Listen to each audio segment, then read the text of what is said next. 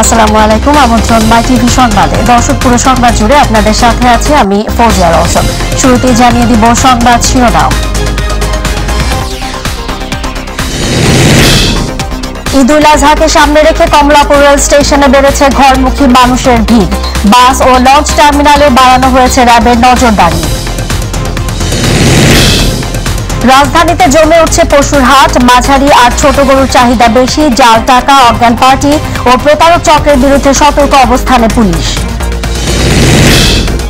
এবছর 1,10,00,000 পিস চামড়া সংগ্রহের লক্ষ্যমাত্রা নিয়ে কাজ করছে বিসিক। নতুন চামড়া মজুতের জন্য প্রস্তুত সাভারের ট্যানারিগুলো। আন্দোলনে ব্যর্থ বিএনপি নতুন ষড়যন্ত্র করছে বললেন নানক। হুমকি দিয়ে বিএনপিকে স্তব্ধ করা যাবে না, মন্তব্য রিজভীর। এবং বেনজির আহমেদের বিরুদ্ধে দুর্নীতি প্রমাণ মিলেছে, শিগগিরই মামলা করা হবে, জানালেন দুদকের আইনজীবী খুরশিদ আলম।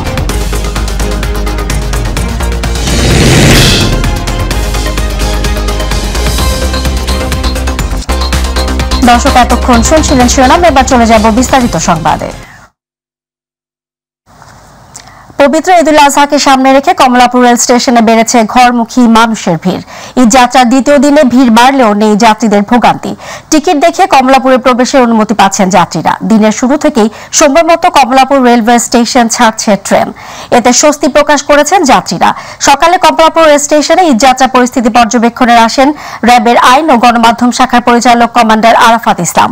পরে তিনি সাংবাদিকদের জানান, সামনে থেকে আর টিকিট কালোবাজারি থাকবে না। ঈদ যাত্রা নিরাপদ করতে প্রতিটি স্টেশনে গোয়েন্দা নজরদারি বাড়ানো হয়েছে উল্লেখ করে তিনি জানান, বাস ও লঞ্চ টার্মিনাল ও রেল স্টেশনে কাজ করছে র্যাব।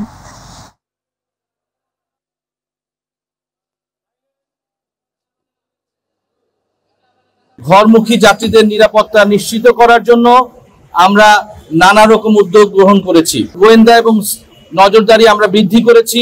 আমরা স্ট্যাটিক এবং মোবাইল পেট্রোল চালু রেখেছি। টিকিট কালোবাজারি যে চক্র আছে তাদের বিরুদ্ধে আমাদের গোয়েন্দা নজরদারি অব্যাহত আছে। দর্শকের পর্যায়ে রয়েছে কোরবানির পশুর হাটের খবর।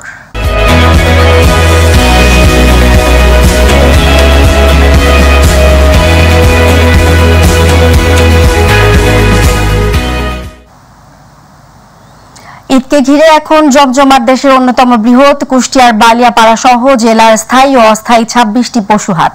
দেশীয় গরু হিসেবে অঞ্চলের গরুর দেশব্যাপী ব্যাপক চাহিদা থাকায় ঢাকা, চিটাগাং সহ দেশের বিভিন্ন জেলার ব্যাপারী ও সাধারণ ক্রেতারা কোরবানির পশু কিনতে আসেন এসব হাটে। নাগালের মধ্যে পছন্দ মতো কোরবানির গরু কিনতে পেরে খুশি তারা। প্রতিনিধি আব্দুর রাজ্জাক বাচ্চুর রিপোর্ট, জানাচ্ছেন শামস তাবরিজ উচ্ছ্বাস। দেশের অন্যতম বৃহৎ কুষ্টিয়ার বালিপাড়া পশুর হাট। এই হাটে জেলার প্রান্তিক খামারিরা এসেছেন কুরবানির জন্য পরম যত্নে পালিত তাদের গরু বিক্রি করতে। ঈদকে কেন্দ্র করে তাই পছন্দের পশু কিনতে এখানে ভিড় করছেন ঢাকা, চট্টগ্রাম সহ দেশের বিভিন্ন জেলার ব্যাপারী ও সাধারণ ক্রেতা সহ স্থানীয়রা। তবে অন্যান্য কুরবানির তুলনায় এবার কুরবানির পশুর দাম কিছুটা কম হওয়ায় অসন্তোষ প্রকাশ করেছেন খামারিরা। কিনেছি 1 লাখ টাকা দিয়ে, দাম কত 90, 95, বেচতে পারতেছি না। একটা বকন বাছুর আছে 97,000 টাকা বেচলাম। গরুর বাজার একেবারে সস্তা, গরু নিয়ে কাস্টমার নেই, ক্রেতা নাই, কিনা লোক নাই, গরু ধরো এইভাবে পড়িয়ে আছে, অবস্থা ভালো না। তবে বিপরীত চিত্র এখানে আসা ক্রেতাদের মাঝে। নাগালের মধ্যে পছন্দের মতো কোরবানির গরু কিনতে পেরে খুশি তারা। জেলায় এবছর স্থায়ী ও অস্থায়ীভাবে 26টি পশুর হাট বসেছে। আমরা এবং কিনতে আসছে, সারা হাট ঘুরে আসছে এবং স্বাভাবিক পর্যায়ে আছে আর কি। আমি গরু একটা কিনছি 1,05,000 টাকা দিয়ে। মোটামুটি হাট ভালোই, মোটামুটি খারাপ না, কেনা বেচাকেনা করা যায়। তো মোটামুটি কেনার পর্যায়ে আছে আর কি, সহনশীল আছে বাজার। কুরবানির পশুর আমদানির পাশাপাশি কেনা বেচাও ভালো বলে জানিয়েছেন হাট মালিকরা। প্রতিবারের মতো এবারও হাটগুলোতে নিরাপত্তা বাড়িয়েছেন আইন শৃঙ্খলা বাহিনী। আর পশুর স্বাস্থ্য পরীক্ষায় রাখা হয়েছে বিশেষ মেডিকেল টিমের ব্যবস্থা। হাটের অবস্থা ভালো, বেচাকেনা ভালো, সব দিকই ভালো। আইন শৃঙ্খলা বাহিনী, নিরাপত্তা বাহিনী দায়িত্ব আছে, চারিদিকে হাটে ঘোরাফেরা করছে, কোনো সমস্যা নাই। অনেকে কোরবানি দেওয়ার জন্য বকনা গরু কিনে, সেগুলো প্রেগনেন্সি চেক আপ করে দিচ্ছি আমরা। আর যদি ইমিডিয়েটলি কোনো অসুস্থ হয়ে যায়, আমরা মেডিকেল টিম থেকে সেটা সাপোর্ট করে দিচ্ছি তাদের। প্রতিটি ঈদের মার্কেট এবং গরুর যে বাজারগুলো আছে আমাদের এখানে স্থায়ী এবং অস্থায়ী 26টা মার্কেট আছে। সব জায়গায় পুলিশের নিরাপত্তা ব্যবস্থা আমরা ডেপ্লয় করেছি। কুষ্টিয়া এবছর প্রায় 2 লাখ পশুর কোরবানির জন্য প্রস্তুত করেছেন খামারিরা। শামস তাবরিজ উচ্ছ্বাস, মাই টিভি নিউজ ডেস্ক। দর্শক এই মুহূর্তে সিলেট থেকে হাটের খবর জানাতে যুক্ত হচ্ছেন প্রতিনিধি মৃণাল কান্তি দাস। আমরা সরাসরি যুক্ত হচ্ছি তার সাথে। মৃণাল, সিলেটে কেমন জমে উঠেছে কোরবানির হাট আমরা জানবো।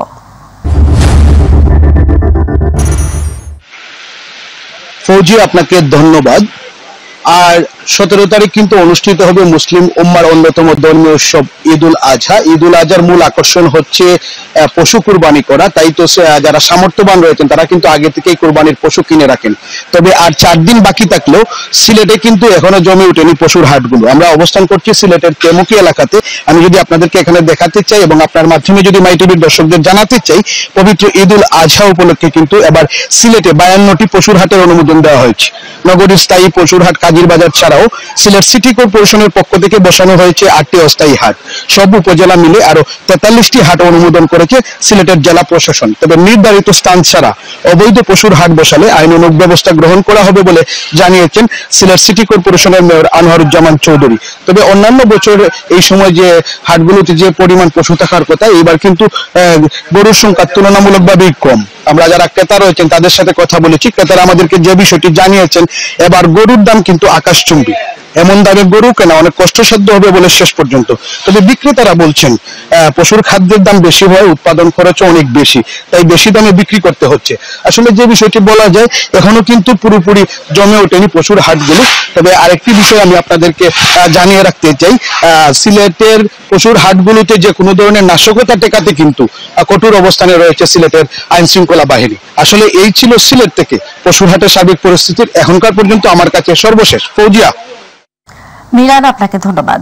দর্শক, সিলেট থেকে কোরবানির পশুর হাটের সর্বশেষ খবর জানাচ্ছিলেন প্রতিনিধি মৃণাল কান্তি দাস। কোরবানি ঈদের বাকি আর 4 দিন। রাজধানীতেও জমজমাট কোরবানির হাট। মাঝারি আর ছোট গরুর চাহিদা তুলনামূলক বেশি। সকালে গাবতলী পশুর হাট পরিদর্শন করেন আইজিপি চৌধুরী আব্দুল্লাহ আল মামুন। তিনি জানান, ঈদে ঘরমুখো মানুষের যাত্রা নির্বিঘ্ন করা সহ যানজট নিরসনে কঠোর ব্যবস্থা নিয়েছে আইন শৃঙ্খলা বাহিনী। হাটে জাল টাকা, অজ্ঞান পার্টি, প্রতারক চক্র সহ বিভিন্ন বিষয় নজরদারিতে রাখা হয়েছে বলেও জানান আইজিপি। আবু সাইদ অপুর রিপোর্ট। কোরবানির ঈদে কেমন চলছে পশুর হাট আর মাঠ পর্যায়ে দায়িত্বরত আইনশৃঙ্খলা বাহিনীর সদস্যরা কিভাবে দায়িত্ব পালন করছেন তা দেখতে রাজধানীর গাবতলী পশুর হাটে যান পুলিশের আইজিপি আব্দুল্লাহ আল মামুন।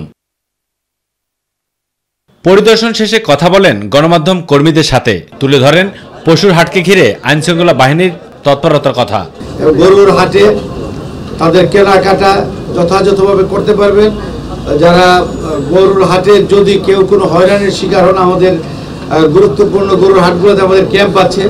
এছাড়াও আমাদের আপনারা জানেন যে 999-এ ফোন করলে দ্রুততম সময় আমরা আমাদের সেবা দেওয়ার জন্য আমাদের সদস্যরা প্রস্তুত রয়েছে। আর এছাড়াও আইজিপি কথা বলেন অব্যবস্থাপনা, জাল টাকা, অজ্ঞান পার্টি ও প্রতারক চক্র সহ ঈদের ছুটিতে নগরবাসীর নিরাপত্তা নিয়ে। তবে রাস্তায় কোরবানির পশু হাট বসিয়ে যারা যানজট সৃষ্টি করবে তাদের বিরুদ্ধে ব্যবস্থা নেওয়া হবে বলে জানান আইজিপি। কোরবানির পশুবাহী গাড়ি কোনো নির্দিষ্ট অভিযোগ ছাড়া গন্তব্যস্থল ব্যতীত কোথাও কেউ থামাতে পারবে না, এই নির্দেশনা আমরা দিয়েছি। দেশবাসী, নাগসম্মানিত নাগরিক কিন্তু যাতে নির্বিঘ্নে নিরাপদে যার যার গন্তব্য যেতে পারেন, এজন্য তারা দায়িত্ব পালন করেন। এদিকে রাজধানীর মোহাম্মদপুর বসিলা কোরবানির পশুর হাট বেশ জমজমাট। শেডগুলোর বাইরেও 2/3 জায়গা ইতিমধ্যে ভরে গেছে কোরবানির পশুতে। এমনকি শেডের বাইরের ফাঁকা স্থান ও রাস্তার পাশের জায়গাগুলোতে খুঁটি বসিয়ে অনেকেই পশু রাখতে শুরু করেছেন। তবে এবার ভারতীয় গরুর বিচরণ কম থাকায় ন্যায্য দাম পাওয়ার আশা করছেন দেশীয় বিদেশি কোরবানির পশু লালন পালনকারী খামারিরা। বলছেন, কোরবানির পশু বিক্রি চলবে ঈদের আগের শেষ মুহূর্ত পর্যন্ত। আর ধর্মপ্রাণ মুসল্লিরা বলছেন, বাজার যাচাই বাছাই করে শেষ মুহূর্তে কোরবানির পশু ক্রয় করবেন তারা। তবে বাড়তি দাম নিয়ে উদ্বিগ্ন নগরবাসী। তাই তো ছাগল কেনার প্রতি আগ্রহ যেন সবারই। প্রচণ্ড গরমে নাকাল গরু খামারি ব্যবসায়ীরা বলছেন, যে প্রত্যাশা অনুযায়ী গরু বাজারে তুলেছেন সে অনুযায়ী তারা দাম পাচ্ছেন না। আর যারাও বা আসছেন তারা দাম শুনে চলে যাচ্ছেন অন্যত্র। তবে বেশিরভাগ দেখা গেছে ছাগলের হাটে অনেক ক্রেতাই যেন ভিড় জমাচ্ছেন স্বল্প দামে আল্লাহর সন্তুষ্টি লাভের আশায় কোরবানি যেন তারা দিতে পারেন। বসিলা মোহাম্মদপুর পশুহাট থেকে আবু সাইদ অপু, মাই টিভি, ঢাকা। এবছর কোরবানির ঈদকে কেন্দ্র করে 1,10,00,000 পিস চামড়া সংগ্রহের লক্ষ্যমাত্রা নিয়ে কাজ শুরু করেছে বিসিক। পুরাতন চামড়া সরিয়ে নতুন চামড়া মজুদের জন্য বাড়তি প্রস্তুতি নিয়ে কাজ করছে সাভার পরিকল্পিত চামড়া শিল্প নগরীর ট্যানারিগুলো। প্রতিনিধি আব্দুল্লাহ ওয়াহিদের তথ্য ও ভিডিও চিত্রে আতিকুর রহমান তিতাসের রিপোর্ট। কোরবানির ঈদ এলেই সাভার পরিকল্পিত চামড়া শিল্প নগরীতে শুরু হয় বাড়তি কর্মযজ্ঞ। এরই মধ্যে চামড়া সংরক্ষণের জন্য প্রয়োজনীয় লবণ এবং কেমিক্যাল সহ সকল প্রস্তুতি সম্পন্ন করেছে ট্যানারিগুলো। আমাদের ফ্যাক্টরিতে পুরান যে মালগুলো আছে আমরা এগুলো এখন সারি দিতেছি প্রোডাকশনে, আমরা হাউস খালি করতেছি, নতুন মাল এখানে আসবে। এজন্য ঈদ ব্যবস্থা আমাদের প্রস্তুতি আলহামদুলিল্লাহ ভালো। যদি চামড়াগুলি বিভিন্ন জায়গায় লবণ লাগাই রাখে তাহলে সবচেয়ে দেশের অনেক উন্নত হবে। এবছর অতিমাত্রায় গরমে কোরবানির ঈদ হওয়ায় চামড়া সঠিক পদ্ধতিতে সংরক্ষণের আহ্বান জানিয়েছে বাংলাদেশ ট্যানার্স অ্যাসোসিয়েশন। এবছর কোরবানির পর বিশেষ করে কোরবানির 4 ঘন্টা পর চামড়াকে সংরক্ষণ করতে হবে লবণ দিয়ে, এর বেশি সময় নেওয়া যাবে না। যদি চামড়া ভালোভাবে সংরক্ষণ না করা তাহলে চামড়ার ন্যায্য দাম পাবে না। এই ঈদে লবণ সিন্ডিকেট বন্ধ এবং ঈদ পরবর্তী সময় ট্যানারিগুলোতে নিরবিচ্ছিন্ন বিদ্যুৎ সরবরাহ সহ বাড়তি ব্যবস্থা নিয়েছে বিসিক। সারা বাংলাদেশের জেলা কার্যালয় থেকে যে লবণের মোট পরিমাণ শিল্প লবণ এটি প্রায় 1 লক্ষ মেট্রিক টন, সেটি আমরা আমাদের জেলা কার্যালয়ে সকল জায়গায় সরবরাহ নিশ্চিত করেছি। কুরবানি ঈদের দিনে নিরবিচ্ছিন্ন বিদ্যুৎ সরবরাহ নিশ্চিত করার জন্য আমরা বিদ্যুৎ বিভাগকে পত্র দিয়েছি, তাদের সাথে আলাদা সভা করেছি। এবছরেও সাভার পরিকল্পিত চামড়া শিল্প নগরীতে ডাম্পিং ইয়ার্ড এবং সিইটিপির জটিলতা এখনো কাটেনি। আতিকুর রহমান তিতাস, মাই টিভি। দর্শক, এবারে চলে যাব অন্যান্য প্রসঙ্গে। সাবেক আইজিপি বেনজির আহমেদের বিরুদ্ধে দুর্নীতি প্রমাণ মিলেছে, শিগগিরই মামলা করা হবে বলে জানিয়েছেন দুর্নীতি দমন কমিশনের আইনজীবী খুরশিদ আলম খান। দুপুরে তিনি সাংবাদিকদের জানান, দুদক আইন অনুযায়ী যেগুলো অপরাধ ধরা হয় তার সবই করেছেন বেনজির। গত 18 এপ্রিল বেনজির আহমেদের বিরুদ্ধে কোটি কোটি টাকার অবৈধ সম্পদ অর্জনের অভিযোগে অনুসন্ধানে নামে দুদক। পরে দুদকের আবেদনের পরিপ্রেক্ষিতে বেনজির আহমেদ তার স্ত্রী ও সন্তানদের নামে থাকা স্থাবর অস্থাবর সম্পত্তি ক্রয় ও ফ্রিজের আদেশ দেন আদালত। যেসব ক্রেডিবল এভিডেন্স পাওয়া গেছে সেটাকে আমাদের কাছে আপাতত মনে হচ্ছে অপরাধলব্ধ আয়, এটার যথেষ্ট বিশ্বাসযোগ্যতা হয়তো বা আছে। মামলা কখন হবে এটা কমিশন সিদ্ধান্ত নেবে, তবে ক্রেডিবল ইনফরমেশন যতটুকু পাওয়া গেছে সেটা যদি বিশ্বাসযোগ্য হয় অবশ্যই কমিশন সেটা মামলা করার জন্য সিদ্ধান্ত নেবে। আন্দোলনে ব্যর্থ বিএনপি নতুন ষড়যন্ত্র করছে বলে অভিযোগ করেছেন আওয়ামী লীগের সভাপতিমণ্ডলীর সদস্য জাহাঙ্গীর কবির নানক। রাজধানীর তেজগাঁওয়ে ঢাকা জেলা আওয়ামী লীগের আলোচনা সভায় এ মন্তব্য করেন তিনি। আওয়ামী লীগ লক্ষ্য বাস্তবায়নে অবিচল জানিয়ে জাহাঙ্গীর কবির নানক বলেন, দুর্নীতি যেই করুক শেখ হাসিনা ছাড় দেবেন না। বঙ্গবন্ধু রক্তের উত্তরাধিকার শেখ হাসিনাই আবার বাংলাদেশে ফিরেছে। সারা বাংলাদেশে প্রতিকূল পরিস্থিতির মধ্যে সারা বাংলাদেশে চাতক পাখির মতো ঘুরে বেড়ায়। একদিকে দলকে সংগঠিত করা, গ্রাম গঞ্জ হাট মাঠ ঘাট ঘুরে বেরিয়েছেন, চষে বেরিয়ে এই দলকে সংগঠিত করেছেন। একদলীয় শাসনে বিরোধী দলের নেতা কর্মীদের টিকে থাকা কঠিন হয়ে দাঁড়িয়েছে বলে অভিযোগ করেছেন বিএনপির সিনিয়র যুগ্ম মহাসচিব রিজভী আহমেদ। সকালে নয়াপল্টনে বিএনপি কেন্দ্রীয় কার্যালয়ে আয়োজিত এক ব্রিফিংয়ে তিনি বলেন, সরকার দেশের অর্থনৈতিক কাঠামো নষ্ট করে দিয়েছে। রিজভী আরও বলেন, হুমকি ধামকি দিয়ে বিএনপিকে স্তব্ধ করা যাবে না। দেশে গণতন্ত্র ফিরে না আসা পর্যন্ত বিএনপি আন্দোলন অব্যাহত থাকবে। দেশে অস্থিরতা কুঞ্জটিকা এতটাই ঘন হয়ে উঠেছে যে তিনি এখন সেগুলো সামাল দিতে না পেরে জনাব তারেক রহমানের বিরুদ্ধে হুমকি দিচ্ছেন।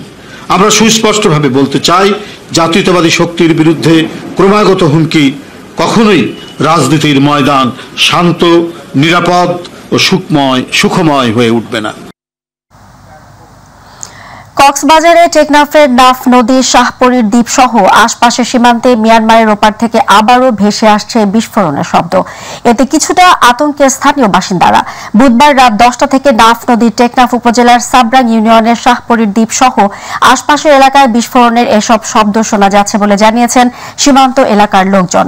সীমান্ত এলাকার বাসিন্দারা জানান, শাহপরীর দ্বীপ সীমান্তের নাফ নদীর ওপারে মিয়ানমারের রাখাইন রাজ্যের মংডু শহরের আশপাশের এলাকাগুলোতে দেশটির সরকারি বাহিনী ও বিদ্রোহী গোষ্ঠী আরাকান আর্মির মধ্যে তীব্র লড়াই চলছে।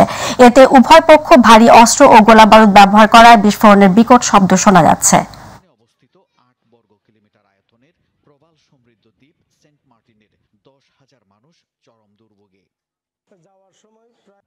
স্বাভাবিক যাতায়াত এমনকি জরুরি রোগী পরিবহনও বন্ধ।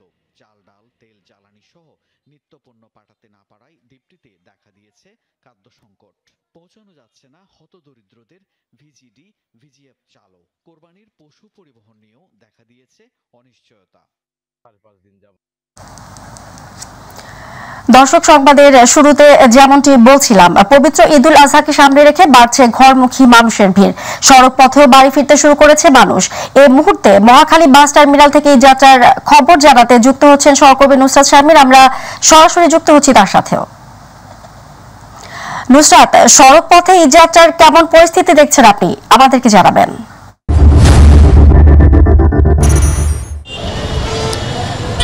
আপনাকে ধন্যবাদ। আপনি কিন্তু জানেন শুরু হয়েছে ঈদ যাত্রা, আর আনুষ্ঠানিক সেই যাত্রার শুরু কিন্তু উদ্বোধন কিন্তু হয়েছে গতকাল থেকেই কিন্তু ঘরমুখ মানুষের একটি ঢল দেখা যাচ্ছে পথে ঘাটে। আমরা সকালে ছিলাম রেল স্টেশনে, সেখান থেকে দর্শকদের আমরা জানিয়েছি রেল পরিবহনের এখন বর্তমান কি অবস্থা। এখন কিন্তু এই মুহূর্তে আমি রয়েছি মহাখালী বাস টার্মিনালে। এখানকার চিত্রটি যদি আপনি দেখেন, এখানে দেখবেন অনেক মানুষের আনাগোনা। প্রতিটি মানুষের মুখেই একটি আলাদা খুশির ঝিলিক, কারণ সবাই কিন্তু চাচ্ছেন পরিবার পরিজনের সাথে মিলে মিশে যেন তারা পবিত্র ঈদুল আজহার খুশিটি বন্টন করে নিতে পারে। আর সবার কিন্তু একটাই চিন্তা ভাবনা যে সবাই সঠিক সময়ে সঠিক পরিবহনে তারা যেন বাড়ি ফিরতে পারে। কিন্তু এখন আমরা কিছুটা চিত্র আপনাদেরকে, যতটুকু আপনারা দেখছেন, কোনো যানজটের কোনো কিন্তু চিত্র আমরা দেখতে পাইনি এখন পর্যন্ত। কোনো অপ্রীতিকর ঘটনা ঘটেনি, বা প্রতিটি ঈদকে ঘিরে যেমন করে একটি অন্য একটি চক্র উজ্জীবিত হয়, যারা হচ্ছে আপনার মলম পার্টি এবং অজ্ঞান পার্টির যে একটি কথা, সেই ব্যাপারে কিন্তু আমরা জানতে চেয়েছিলাম। তেমন কোনো অপ্রীতিকর ঘটনা এবছর কিন্তু রোজার ঈদেও তেমন কোনো কিছু ঘটেনি, এবং ঈদুল আজহাকে কেন্দ্র করে এখন পর্যন্ত তেমন অপ্রীতিকর কোনো ঘটনার কোনো ধরনের চিত্র কেউ লক্ষ্য করতে পারেনি। আর বাসের ক্ষেত্রে আমরা একটু ট্রেনের ক্ষেত্রে দেখেছিলাম আমাদের যারা আছেন যাত্রী, তারা কিন্তু একটু অসন্তোষ প্রকাশ করেছিলেন গতকালকে। আজকে সেটি একেবারেই নেই বললেই চলে, কারণ প্রতিটি মুহূর্তে কিন্তু মানুষ থেকে সাধারণ মানুষ থেকে শুরু করে সাধারণ যারা সচেতন মানুষ আছেন তারা এবং আইন শৃঙ্খলা রক্ষাকারী বাহিনী যারা আছেন সবাই কিন্তু সরব হয়েছেন, এবং সবাই মিলে যে সকল সমস্যাগুলো সামনে আসছে সবকিছু কিন্তু মনিটরিং করে সমাধানের চেষ্টা করছে। ঠিক একই চিত্র আপনি কিন্তু বাস টার্মিনালে আমরা এসে দেখেছি। বাস টার্মিনালে আমরা গতকালকেও গিয়েছিলাম। গতকালকে তারা জানিয়েছেন তার সব দর্শক যারা যাত্রী আছেন সবাই কিন্তু সন্তোষ প্রকাশ করেছিলেন বাস যাত্রা নিয়ে। আজকেও আমরা সেই একই চিত্র দেখেছি। সময় মতো কিন্তু প্রতিটি বাস ছেড়ে যাচ্ছেন, এবং যতটুকু রাস্তা পর্যন্ত গেটলক সার্ভিস আমাদের চালু করার কথা ছিল গত রোজার ঈদে আমরা যেটি দেখেছিলাম, ঠিক বনানী কাকুলি পর্যন্ত কিন্তু গেটলক সার্ভিসে প্রতিটি বাস এখান থেকে যাচ্ছে এবং সময় মতো ছেড়ে যাচ্ছে। বাস পর্যাপ্ত মজুদ রয়েছে, এবং এখানে কিন্তু যাত্রীরা যারা আগে টিকিট কেটেছেন তারা তো সুন্দরভাবেই যাচ্ছেন, এবং এখানে কিন্তু যারা নতুন করে আসছেন তারাও কিন্তু টিকিট পাচ্ছেন। তো সুতরাং টিকিটের কোনো ঘাটতি নেই এবং বাসেরও কোনো ঘাটতি নেই। সব মিলে ঈদ যাত্রাটা কিন্তু সুন্দর হচ্ছে, এমনটি আমাদেরকে যাত্রীরা জানিয়েছেন। তারপরও যদি কোনো অপ্রীতিকর ঘটনা ঘটে সেটি আমাদেরকে জানানো হবে বলেছেন, এবং সেই ঘটনার প্রেক্ষিতে কিন্তু এখানে পর্যাপ্ত পরিমাণে আইন শৃঙ্খলা বাহিনী মোতায়েন রয়েছেন। তারা সাথে সাথে ব্যবস্থা নেবেন, এবং দর্শকরা যেন শান্তিতে নির্বিঘ্নে এবং নিরাপদে বাড়ি পৌঁছতে পারে সেজন্য সকলে তারা একটু বেশি করে চেষ্টা করবে বলে আমাদেরকে জানিয়েছেন। তো এই ছিল ফৌজিয়া আমার কাছে মহাখালী বাস টার্মিনাল থেকে ঈদ যাত্রার সর্বশেষ সংবাদ। ফিরছি আপনার কাছে। প্রধানমন্ত্রী শেখ হাসিনার সঙ্গে সৌজন্য সাক্ষাৎ করেছেন বাংলাদেশে নিযুক্ত সংযুক্ত আরব আমিরাতের রাষ্ট্রদূত আব্দুল্লাহ আলী আব্দুল্লাহ খাসিফ আল হামুদি। সকালে প্রধানমন্ত্রী সরকারি বাসভবন গণভবনে গিয়ে তিনি এই সৌজন্য সাক্ষাৎ করেন। সাক্ষাতে দুদেশের স্বার্থ সংশ্লিষ্ট বিভিন্ন বিষয়ে আলাপ হয়। সংযুক্ত আরব আমিরাতের রাষ্ট্রদূত বলেন, তার দেশ বাংলাদেশের সঙ্গে সহযোগিতামূলক বন্ধুত্বপূর্ণ সম্পর্ক আরও সামনে এগিয়ে নেবে। এ সময় প্রধানমন্ত্রী শেখ হাসিনাও বাংলাদেশের উন্নয়ন সহযোগী হওয়ায় আরব আমিরাতের সরকারকে ধন্যবাদ জানান। দর্শক, এই পর্যায়ে রয়েছে পাবলিক ভিউ। বাজেট নিয়ে নানা শ্রেণী পেশার মানুষের রয়েছে নানা রকমের ভাবনা। এদের মধ্যে মধ্যবিত্ত শ্রেণী বাজেটের প্রভাব নিয়ে সবচেয়ে উৎকণ্ঠায়, আর মূল্যস্ফীতি আর অন্যদিকে পারিবারিক লালিত স্বপ্ন বাস্তবায়নের আকাঙ্ক্ষায় নিম্ন এবং মধ্যবিত্তদের প্রত্যাশা যেন থমকে দাঁড়িয়েছে। আবু সাইদ অপুর আরও একটি রিপোর্ট।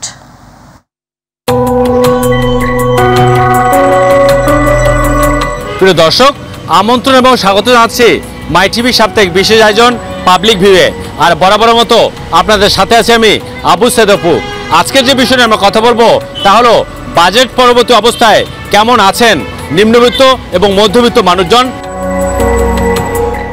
বরাবর মতো আগামী অর্থ বছরের বাজেট নিয়ে নানা শ্রেণী পেশার মানুষের রয়েছে নানা রকমের চিন্তা ও টেনশন। আর এদের মধ্যে নিম্ন ও মধ্যবিত্ত শ্রেণীর বাজারে বাজেটের আগাম প্রভাব নিয়ে সবচেয়ে বেশি উৎকণ্ঠায়। আর একদিকে মূল্যস্ফীতি ও অফিসের বেতন সমন্বয়ে, অন্যদিকে পারিবারিক লালিত স্বপ্নের বাস্তবায়নে হিমশিম খেতে হচ্ছে নগরবাসীকে।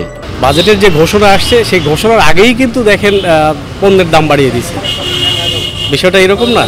তাহলে আমরা এই যে আমরা মধ্যবিত্ত বা আমরা ছোট যারা জব করি তারা আসলে কিভাবে আমরা চলবো? বাজারে যে উদ্যোগতি হয়ে যাচ্ছে, কারণ আমাদের মতো সাধারণ লোকের তো মনে করেন অবস্থা খারাপ হয়ে যেতেছে। এখন আমাদের কি করা উচিত? এখন তো সরকারের কাছে বলা ছাড়া কিছু করার নাই। মূল্যস্ফীতি, জাতাকল আর সামাজিক চাপের ধাক্কায় অনেক মধ্যবিত্ত পরিবারে খেয়ে পড়ে টিকে থাকা যেন থমকে দাঁড়িয়েছে। বাজেটের পরে যে দাম কমছে এটা আগে গরিবের চলে না, এখনকার যেটার দাম কমবো এটা আগে গরিবের খায় না। আমরা যারা নিম্নবিত্ত অথবা মধ্যবিত্ত যারা আছি তারা দ্রব্যমূল্যের চরম দাম দিতে গিয়ে আমরা নিষ্পেষিত। প্রিয় দর্শক, এই ছিল আজকে আমাদের পাবলিক ভিউয়ের বিশেষ আয়োজন। দেখা হবে পরবর্তীতে নাগরিকদের কোনো প্রত্যাশা, প্রাপ্তি, সংগতি কিংবা অসঙ্গতির গল্প নিয়ে। সে অপেক্ষায় ভালো থাকুন, সুস্থ থাকুন আর সবসময় চোখ রাখুন মাই টিভিতে। দর্শক, সংবাদের শেষ প্রান্তে আমরা, তবে যাবার আগে শিরোনামগুলো জানিয়ে দিব আরো একবার। ঈদুল আজহাকে সামনে রেখে কমলাপুর রেল স্টেশনে বেড়েছে ঘরমুখী মানুষের ভিড়। বাস ও লঞ্চ টার্মিনালে বাড়ানো হয়েছে র্যাবের নজরদারি। রাজধানীতে জমে উঠেছে পশুর হাট। মাঝারি আর ছোট গরুর চাহিদা বেশি। জাল টাকা, অজ্ঞান পার্টি ও প্রতারক চক্রের বিরুদ্ধে সতর্ক অবস্থানে পুলিশ। এবছর 1,10,00,000 পিস চামড়া সংগ্রহের লক্ষ্যমাত্রা নিয়ে কাজ করছে বিসেক।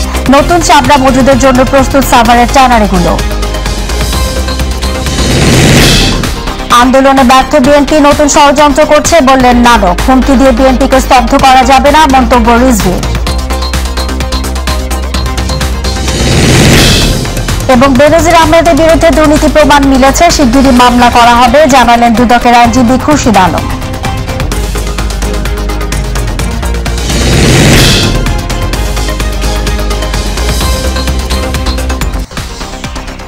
দর্শক, এই ছিল এখনকার সংবাদে। সঙ্গে থাকার জন্য ধন্যবাদ। এছাড়া ইউটিউবে মাই টিভি সংবাদ পেতে ভিজিট করুন youtube/mytvbd news এবং আমাদের সকল অনুষ্ঠান দেখতে ভিজিট করুন youtube/mytv বাংলা, facebook/mytv বাংলা।